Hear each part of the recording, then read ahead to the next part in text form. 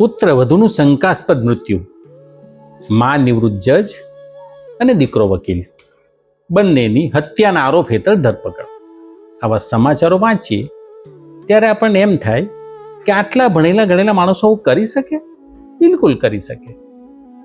આપણે હજુ એ જ નથી સમજ્યા કે સ્કૂલ, કોલેજ અને યુનિવર્સિટી માણસને ડિગ્રી આપે છે, નોલેજ આપે છે, પ્રતિભાશાળી બનાવે છે, પણ સજ્જન નથી બનાવતી. સજ્જન બનવા માટે સંસ્કારી બનવું પડે અને સંસ્કારી બનવા માટે ધર્મ સાથે જોડાવવું પડે, જે આપણને સંકુચિત લાગે છે. ભૂલ નહીં કરતા.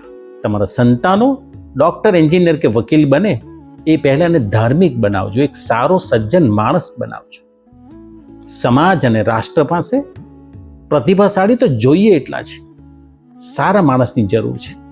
એ ખોટ તમે જ પૂરી કરી શકો. જય શિયારામ.